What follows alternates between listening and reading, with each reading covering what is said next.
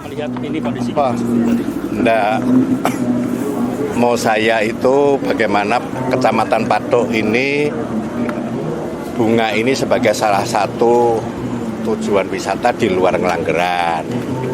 Karena kan juga di sana kan ada coklat.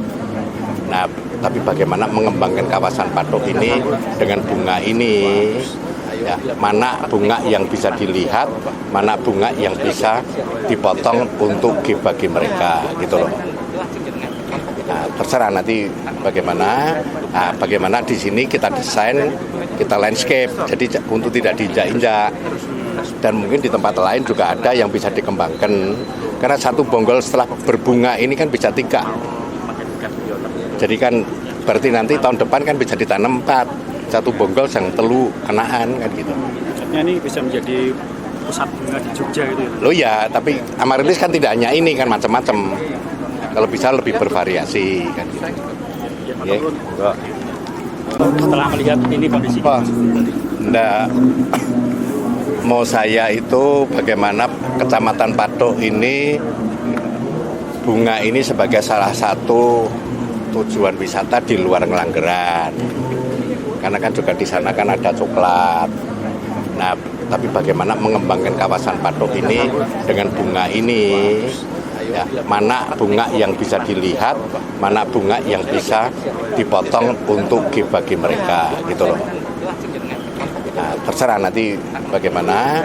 Nah, bagaimana di sini kita desain, kita landscape, jadi untuk tidak diinjak-injak. Dan mungkin di tempat lain juga ada yang bisa dikembangkan. Karena satu bonggol setelah berbunga ini kan bisa 3.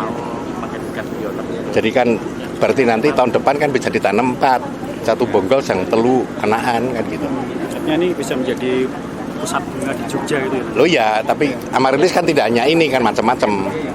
Kalau bisa lebih bervariasi kan gitu.